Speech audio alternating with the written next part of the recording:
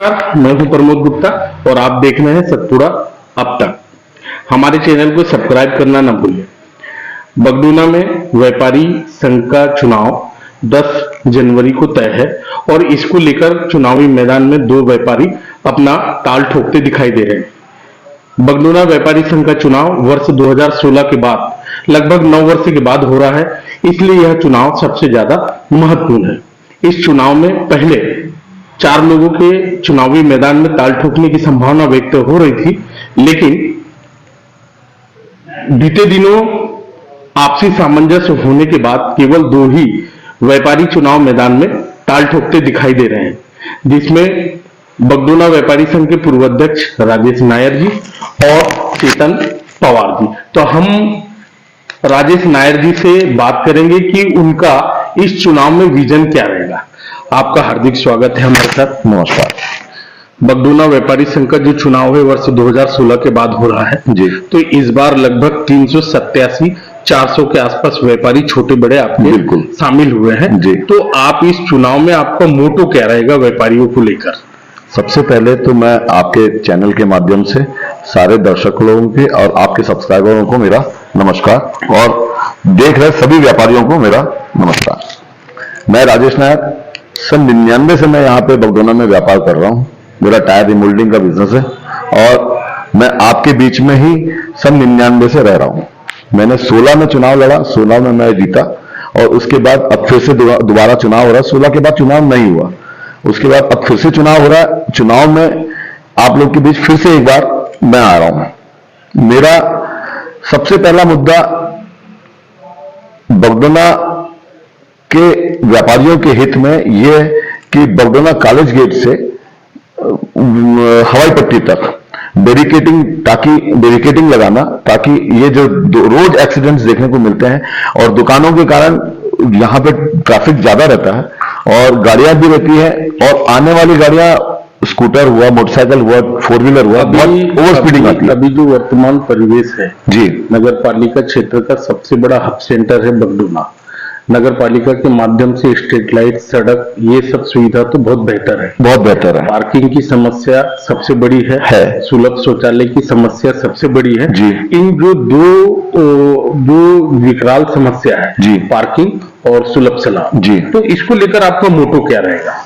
Parking की व्यवस्था तो हम लोग लगे ही हैं और हमारे व्यापारी तो कोशिश ही करते हैं कि जितनी पार्किंग की सुविधा दे सके वो दे पाए, क्योंकि मेन रोड है और रोड दुकानों बनने के बाद चौड़ा हुआ है तो थोड़ा सा प्रॉब्लम तो है इसमें। दूसरी बड़ी बात विस्तार के व्यवस्था की, तो नगर पालिका से बहुत पहले हमने आग्रह किया था, तो एक शौचालय की जगह यूरिनल बना हुआ है, लेकिन अब हमारी प्राथमिकता यह रहेगी कि नगर पालिका क्षेत्र के अंतर्गत हम जो बगडूना में हवाई पट्टी में से लेके यहाँ कॉलेज गेट तक जितनी दुकानें हैं, इसके बीच में कम से कम 3 यूरिनल और बने और एक सुलभ शौचालय कम से कम ऐसा हो कि आते जाते व्यापारी, हमारे पास में 40% व्यापारी बाहर से आते हैं। ये आपका एक मुद्दा तो बहुत बेहतर है। इसके अलावा लंबे समय से सहायक पुलिस चौकी की भी मांग होती रही है मैंने पिछले बगडूना में जी, और आप चूंकि अध्यक्ष के लिए फाइट कर रहे हैं जी, और सबसे जो जटिल आपके बगडूना में 3 क्षेत्र है, हवाई पट्टी, छतरपुर चौक जी, और स्वागत द्वार जी। ये इस जगह पे शाम के समय में, कॉलेज के समय में वाहनों का सबसे ज्यादा रेला लगा रहता है। सड़क दुर्घटनाएं भी होती है, कई गंभीर लोग घायल भी हो चुके हैं, कई लोग काल के गाल में भी समझ चुके हैं। तो आप सहायक पुलिस चौकी को लेकर आपका कैसा रहेगा? मेरे एजेंडा में ही है कि मैं इस कार्यकाल में कम से कम पुलिस चौकी ना बन पाए तो भी कम से कम पुलिस सहायता केंद्र तो यहां बने और जो हमारा बीट प्रभारी है, जो बगडूना का बीट प्रभारी है, वो यही रहे। प्राथमिकता हमारी ये रहेगी और 100 नंबर कम से कम जो कालीमाई में खड़ी रहती है वो यहां रहे, क्योंकि सबसे बड़ा व्यापारी प्रतिष्ठान है, सबसे बड़े पूरे औद्योगिक क्षेत्र के अंदर में सबसे ज्यादा व्यापारिक प्रतिष्ठान यहाँ पे है। 2016 के बाद आपका कार्यकाल खत्म हुआ था जी, उसके बाद मेरे ख्याल से 2 साल के बाद जी, 18 या 19 के जी, जी, जी, जी, लगातार एक के बाद एक 9 से 10 दुकानों में ताला लगा था जी, ठीक है ना। कई व्यापारियों की दुकान से सामान गए थे, कई व्यापारियों की दुकान से कैश गए थे जी। तो आपका विजन क्या रहेगा आपके बगडोना के व्यापारियों की सुरक्षा व्यवस्था को लेकर? देखिए, उस टाइम में जो 7 दुकानों के लगातार ताले टूटे थे, उसमें सिर्फ सीसीटीवी कैमरा जो दुकानों में लगे थे उससे आइडेंटिफाई हुआ था बंदा, क्योंकि दुकान के अंदर एंटर किया था। हमारा एजेंडा, मेरे एजेंडे में यह है कि जो लगे हुए स्ट्रीट लाइट्स हैं उसमें कम से कम सीसीटीवी नगर पालिका की तरफ से ये लगवा सके हम, ताकि ये आए जाए वाले जो व्यापारी हैं, व्यापारी वर्ग रहते हैं, तो आने जाने वाले लोगों के ऊपर निगरानी हो सके। जो अगर इस टाइप से कोई वारदात होती है तो उसकी सुरक्षा के दृष्टि को लगना चाहिए। बगडोना में एक सबसे जटिल और मतलब सामाजिक इसको बुराई कह लीजिए, श्रम कानून का जो पालन करना चाहिए जी। वो आपके यहाँ बगडोना में नहीं होता है।